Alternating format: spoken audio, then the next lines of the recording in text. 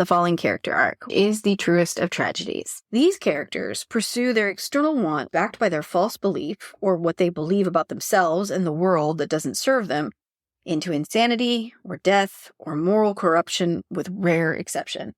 So think of the tragic alcoholic who continues to drink, often to their death or to the point they're institutionalized despite the copious evidence that booze has wreaked havoc on their lives and those of the lives they love. That is the vibe of the falling arc. It is dark, it's painful to watch, but it's powerful because it's true. Welcome to the Write It Scared podcast. I'm your host, Stacey Fraser, a formerly repressed creative soul turned fiction writer, story editor, and author accelerator certified fiction book coach. At Write It Scared, we tell the truth about why writing a novel is so hard by acknowledging that most writers grapple with two stories, the one they want to put on the page to the best of their ability, and the often subconscious internal story that prevents them from doing it. This show is designed to help you identify and rewrite the internal narrative holding you back while you discover and write the story you want to tell and learn all the tools to help you do that successfully. Join me each week for a new episode where we'll talk about writing to deepen our understanding of the craft and of ourselves as writers.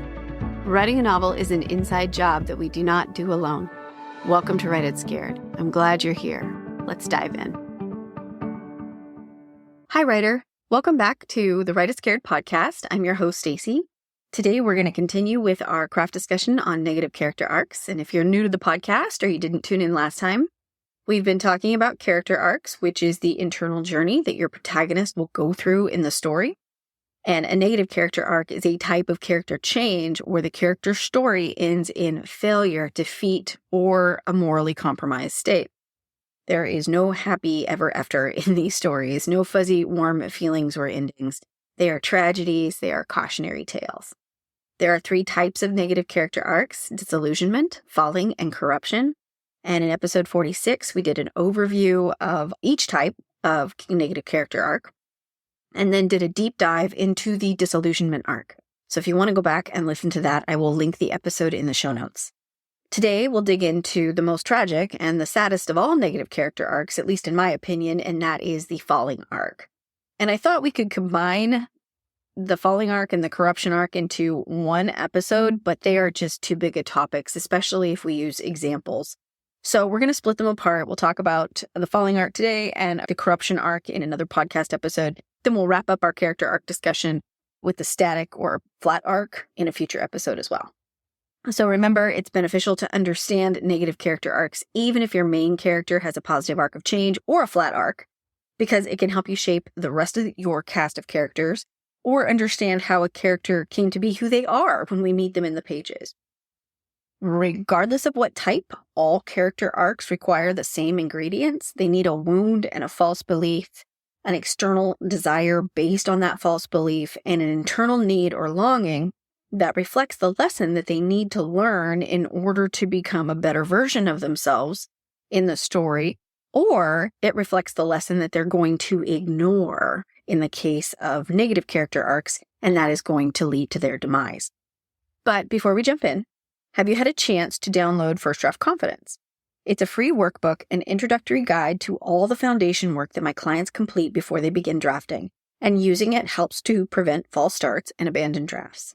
It covers 7 simple exercises designed to help you overcome mindset wobbles, resistance, keep yourself organized, set up realistic writing expectations, test drive your story concept, develop your cast of characters, and a high-level outline that will work whether you're a pantser or a plotter or somewhere in between. It also has resources on how to format your novel to publishing industry standards, word count expectations for your genre, and recommendations on excellent craft books for drafting novelists. So if you want to take as much guesswork out of planning and drafting your novel as possible, download First Draft Confidence. The link is in the show notes, or you can go to writeitscared.co/novel planning guide. Okay, writer, let's talk about the falling character arc, which is the truest of tragedies. These characters pursue their external want, which is backed by their false belief or what they believe about themselves and the world that doesn't serve them, into insanity or death or moral corruption with rare exception. So think of the tragic alcoholic who continues to drink, often to their death or to the point they're institutionalized despite the copious evidence that booze has wreaked havoc on their lives and those of the lives they love. Yeah. It's heavy stuff. That is the vibe of the falling arc. It is dark, it's painful to watch, but it's powerful because it's true. These things happen. The lies that we tell ourselves as individuals, as a culture, as a society can be that destructive. And I believe we need these stories to help us face our inner demons because we've all got them. So let's look at an example to show this falling arc in action through the lens of story structure. And remember, we're framing a story as something that has a beginning, a middle, and an end, with a main character who has a desire based on their false beliefs, and there's going to be complications, things are going to get worse, until finally, by the end of the book, the problems and complications have reached a resolution. Though in the case of a negative character arc, it is not a pretty ending, and nothing will ever be the same again, at least for the character anyway. So we'll do this by using an example of the character Tom Ripley, the 1999 film The Talented Mr. Ripley, which is based on Patricia Highsmith's 1955 novel. So you might want to pause here to go watch the movie if you're not up for any spoilers. But if you are okay with spoilers, then I would suggest that you do watch the movie after you listen to this and see if you can pick apart the moments where the character makes a decision that leads them into a worse moral situation. And ask yourself what they could have done differently instead and why didn't they? It's kind of a fun exercise. Okay, so the story of Tom Ripley is one of moral demise. Tom goes from a reasonably well-intentioned person, though he's highly insecure and also has a keen ability to manipulate situations, to a straight-up con man and a killer willing to murder even those he loves to keep his secrets safe. Remember, the falling arc begins with a character deeply entrenched in their false belief. And Tom's false belief is that it's better to be a fake somebody than a real nobody. And that's a quote straight from the movie. Basically, it boils down to the false belief of I cannot be loved for who I am.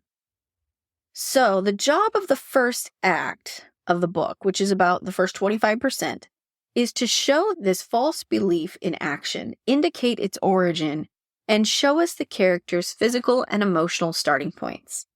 Now, we don't actually see where Tom's false belief originated from in the movie, but we do see him scraping by to make ends meet, admiring people with lavish lifestyles and wishing that could be him. And you want to make this part of your book very strong, because when you look back from the end of the story to the beginning, then you'll see just how far the character has fallen. And this brings up a good point. Remember, the reader needs to have empathy to be invested in this character, especially if they're going to watch them do terrible things. So you do want to find a way to pepper in some of their humanity here. Now, in the case of Tom Ripley, we see that Tom is a young working class man who's also a bit of a liar. And he dreams of wealth and status and belonging, but we also see that he's kind and he is considerate. So in the beginning of the story, when we first meet Tom Ripley, he is mistaken for a Princeton graduate, and he doesn't correct this assumption. This is his first small white lie that represents his larger false belief that it's better to be a fake somebody than a real nobody. And then we come to the next major moment of the plot, which is what we call the inciting incident or the catalyst. And this happens usually between 10 and 15% of the way into the story, but that can vary. The inciting incident causes a disruption to the status quo life of the character and kicks off the core conflict of the plot. And often in a negative character arc, the inciting incident is seen as an opportunity to pursue an external desire fueled by that false belief that the character thinks will make them happy. So, in the case of Tom Ripley, Tom believes if I can be someone else, someone important, then I'll finally be happy and accepted. And so we see Tom start to rub elbows with a man who he views as very important, Mr. Greenleaf Sr., who is the gentleman who mistook him for the Princeton graduate and also assumed that Tom knew his son, Dickie Greenleaf. who also graduated from Princeton. The inciting incident happens when it comes to pass that Mr. Greenleaf wants his son Dickie to come home and get serious about his life. And he says he's willing to pay Tom to go to Italy and retrieve his son, who is kind of a playboy. And Tom jumps at the opportunity to go. So we have a really interesting moment of foreshadowing in the story when Tom introduces himself as Dickie Greenwood to a woman named Meredith, who is a wealthy socialite that happens to be arriving in Italy at the same time as Tom. Though at this point, Tom has no plan to maintain the illusion that he's someone else. It's just an example of this character believing that if he were someone else, he would be better off. It's excellent foreshadowing, and you'll see why in just a moment. As the character pursues their external want, they are going to meet resistance. But they are deeply compelled by the promise of the lie inside their false belief. They will choose to go deeper into the darkness and dive into a new world or way of being in pursuit of their external goal. So what we see here still in the first 25% of the movie is that Tom is unable to convince Dickie to go home with him. He winds up telling him the truth that his father actually put Tom up to coming to get him and is paying his way. And Tom's external goal actually changes from retrieving Dickie to staying with Dickie for however long he can, because he doesn't want to give up this life of luxury. And so because of that, Tom continues to maintain the lie of his false persona. And he keeps up the charade that they have met at Princeton, and he studies everything he can about Dickie and gets Dickie to like him. And so eventually, Tom moves in with Dickie and his girlfriend Marge. And we see Tom envying Dickie's privilege, and he's starting to build up some resentment of the power imbalance between the two of them. Because Dickie's paying for everything, and Dickie's kind of getting tired of it. But Tom gets this taste of luxury, and he does not want to return to his mundane life no matter what. So now something is going to happen that will take us into a whole new world for the character. And this is often called the first plot point if you're following 3-act story structure, or the bridge into Act 2. And it represents the beginning of the middle of the book. And the middle of the book spans or story or movie in this case, spans from the 25% mark to the 75% mark. So it is a big stretch of time. And in a negative character arc, it is kicked off by the character making a choice that shows them valuing something good in their life. And that is going to come back to bite them in the ass later. In this instance, Dickie starts growing tired of Tom's neediness and calls him a leech. And Dickie and Tom have a fight, and it gets physical, and Tom accidentally kills Dickie in a rage, and he feels extremely remorseful because he really did love Dickie in a way. He was infatuated with him, and he would have liked to have been more than friends. And here he makes a choice. He covers up the accident, and then he consciously chooses to step into Dickie's life. He forges letters and lives under his name. But there are moments when he could come clean and he doesn't. So his false belief deepens. I can be someone better if I can keep up the lie, and I'll get away with it, and then I'll finally belong and have the things that I need to belong. So we see Tom labor under this right up until the midpoint of the movie.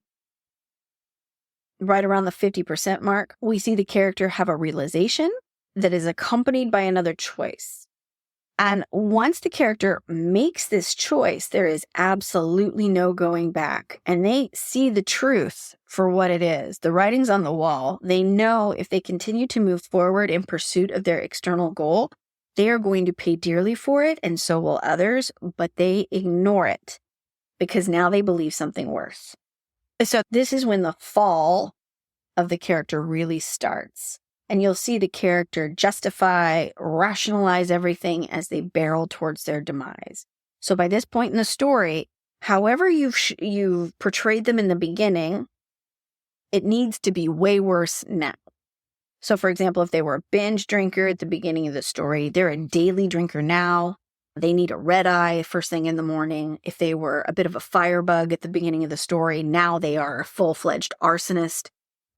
The point here is to show the situation going from bad to way, way worse, and the character making conscious decisions to commit to worse and worse actions. In the case of Tom Ripley, Tom has been manipulating and deceiving those around him, keeping up a ruse that Dickie is still alive, and Tom's been avoiding suspicion. And he's been able to forge Dickie's name and get cash so he can indulge in his newfound status and the luxuries that it affords. But a fellow acquaintance named Freddie Miles gets too close to figuring out the truth that Tom killed Dickie. So Tom kills Freddie in cold blood. And this is about the midpoint. He is now actively and purposefully destroying others in order to maintain his illusion. So the second half of the story reflects the downward spiral of the protagonist, who is losing control of the external situation while they are desperately maintaining their faith in the lie they believe. So in the second half of The Talented Mr. Ripley, we see Tom start to scramble as the police close in to investigate Freddie's death. It's deemed a murder. The police are growing suspicious. They're wanting to question Tom. So Tom takes action. He fakes Dickie's suicide and makes it look like Dickie killed Freddie, but people are still suspicious. Marge, Dickie's girlfriend, does not believe Tom or any of his stories. As the police investigation intensifies, Tom's lies become more elaborate, and the end-all be-all is that he barely escapes exposure, but he does, and it's a really big win. Even Dickie's father believes Tom and believes that Dickie committed suicide, and he gives Tom part of Dickie's inheritance for being such a good friend to his son. And now Tom can go back to being Tom, and he has the wealth he's always wanted, and he actually finds solace and love in an unlikely friendship with a man named Peter, who we were introduced to earlier in the movie. But he doesn't get away with it. And this leads us to the last 25% of the movie where we have the lowest emotional moment for the character.